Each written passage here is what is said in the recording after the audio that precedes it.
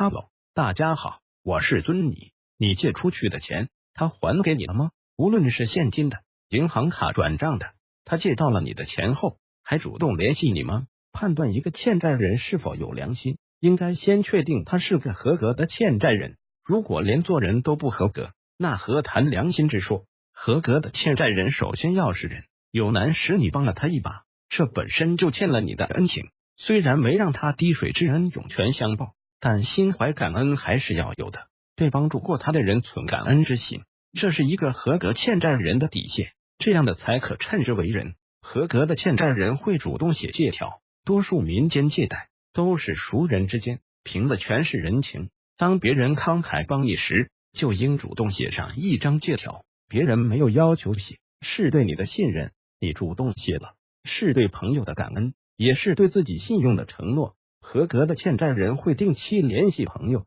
朋友帮你渡过难关，就更要懂得友情重于山，要时常与朋友保持联系，言谈中透露出你还记得欠债之事，这样既增加了感情，又能让朋友安心。合格的欠债人会主动分期还债，当不能一次性还清债务时，就要学会分期还债，一点一点的去还，积少成多，哪怕能还的金额很少，哪怕朋友不在意，也要主动去偿还。你的主动是朋友的放心，是对你信用的加码。合格的欠债人会出现在困难现场，人活在世，谁都会遭遇困难。当朋友遇到困难时，别忘了当初他帮你的情谊，这时合格的欠债人会立马去凑钱还债，最终哪怕一分钱也没有凑到，但只要尽了朋友之意，向朋友说明情况，道出歉意，朋友也会觉得很暖心。合格的欠债人在没有还清债务之前，绝不会在外吃香喝辣、穷奢极欲，他们会先想着还完钱才去享受人生，因为他知道朋友为了帮他也过得节衣缩食，这份恩情他懂得珍惜。合格的欠债人会主动补偿利息，朋友间的借贷大多是不要利息的，但别人不要不等于我们就可以视而不见。我们可以请朋友吃顿饭，或给小朋友买个玩具，或给老人买些保健品，这样既补偿了利息，又感谢了朋友，还加深了友谊。一个欠债人做不到以上所说的这么多条，他就是个不合格的欠债人。你的钱不是天上掉下来的，你的钱不是大风刮来的，你的钱是你辛苦的搬砖钱，你的钱是你做谷里的血汗钱。欠债还钱，天经地义，他不还钱，却拿着你的血汗钱，大鱼大肉吃香喝辣，去买车泡妞找小姐，他就是有钱不还你，他就是个老赖。你不去追债，他不会主动还你钱的。解决方法只有一个，那就是讨债。怎样才能讨回自己的钱呢？因为每个人都是不一样的个体，所以我们讨债也没有一技能包治百病的良方，但讨债技巧都是差不多的，所以还是有一些可以通用的讨债方法供大家参考使用。决定讨债前，我们要先做好失去这个朋友的心理准备。其实，在他决定欠债不还的时候，就已经与我们恩断义绝了。讨债过程我们可以分为前、中、后3个阶段，每个阶段采用的力度是不同的。我们还要切记，整个讨债过程中都要做好证据收集，这个很重要。后面我们会讲到前期，也就是我们开始催债期，这个阶段催债主要以电话为主，打电话时要注意，讲话要简单明了，表达清楚，因为你若婉转，他肯定会装疯卖傻。打电话催债是我们常用的一种催债方式，它不像当面催债那么直观，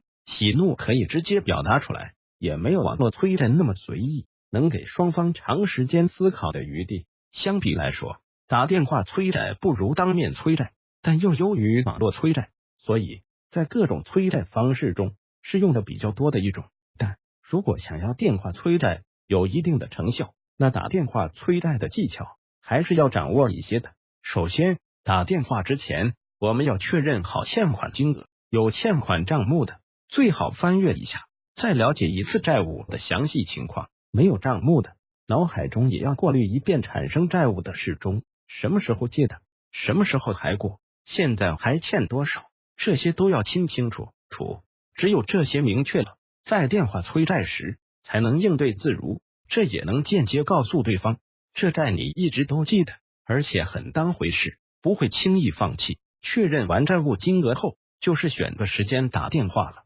之所以要选个时间打电话，就是说电话催债并不是想打就打，也要挑选合适的时间。比如一般情况下，可以选在周二至周五时间段，因为周一通常都太忙，对方可能没时间让你把话说完，而周末又太清闲，他不仅有的是时间和精力给你扯皮，还能找出银行不上班等诸多借口拖延。如果知道对方什么时候发工资或什么时候有钱进账，在这之前的前3天也是很好的时候。当然，什么时候打电话才是比较好的时间，这没有统一答案，是要根据欠债人的实际情况来判断的。例如，如果催的是公司债务，那么周五就不是个很好的催债时间，因为一般周五都会把债推到下周再处理。还有，催公司债也尽量不要在中午休息时间打，这个时候是员工私人时间，不宜催公司债，也尽量不要在下午打，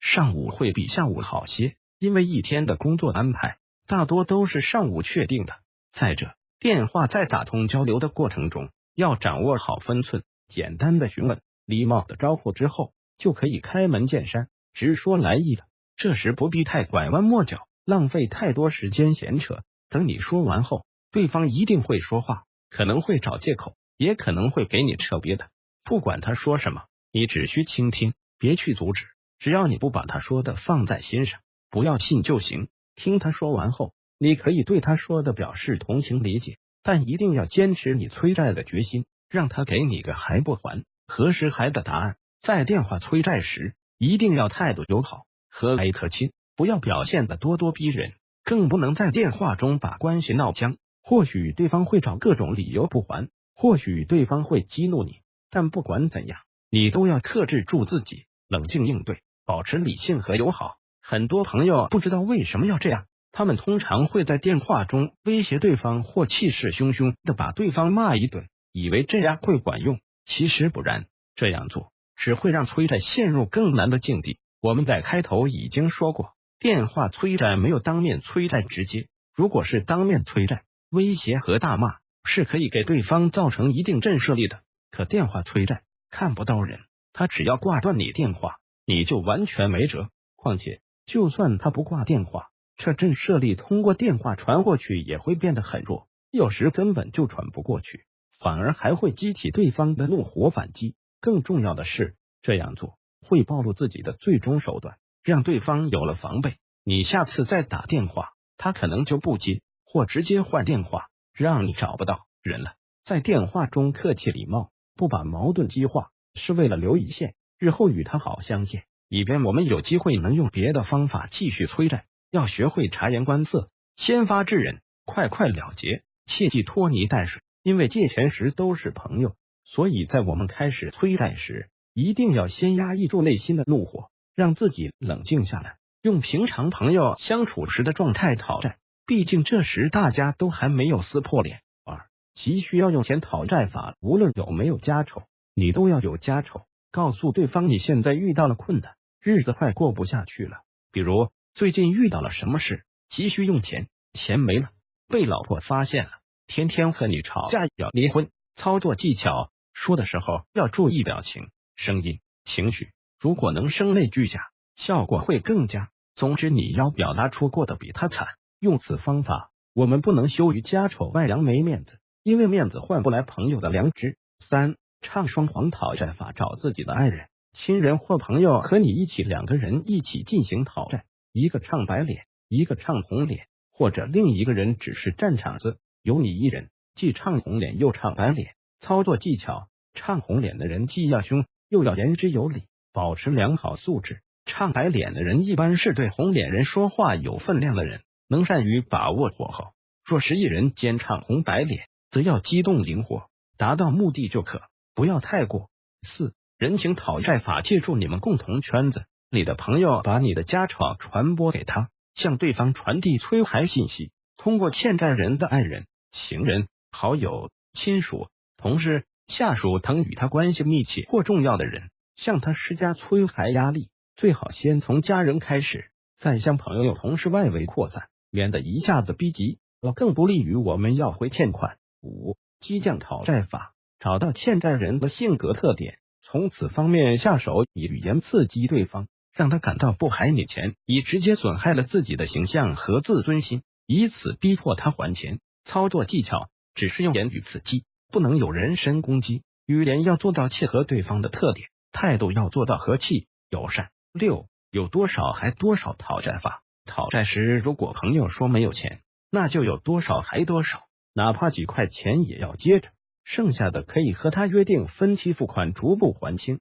或者第二天再要，以此方法让其心里产生压力，找个借口将欠债人约出来，然后找些朋友制造一场自己被人逼债的假象，造成一种自己也是欠债累累，到处被人逼债，出于无奈才来找他要债的感觉。7. 会遇讨债法。先调查与了解朋友的人际圈、个人的具体情况，给予他所有相关的人打电话、发邮件告诉大家此人不可交，人品极差，欠钱不还，掌握他的弱点或把柄进行要挟或釜底抽薪，迫使他还钱。8. 告状讨债法。向对方比较怕的人告状，比如老板、上级领导，在他们面前说对方的坏话，达到施加压力、动摇对方意志的目的。操作技巧要注意告状要告的准确，不管对方在场与否，均要以事实告状，说话要得体，把朋友欠钱不还的事情告诉其家里人或公司的所有同事、周围领导、邻居、朋友，并贴上大字报，拿大喇叭宣传此人欠钱不还。虽然我们说电话催债不要语言暴力，但也要有力，让对方感觉到一定的压力。这个尺寸和度的把握，还需根据欠债人的性格、弱点等多方面来衡量。总之，电话催债时，我们一定要明确好目的，掌握好火候，拿捏好轻重，才能起到事半功倍的效果。赶紧行动！中秋节已过，下半年正是追债的好时机，只有追债他才会还钱。订阅我的频道，尊尼教你追债，掌握更多追债技巧。谢谢大家，下期再见。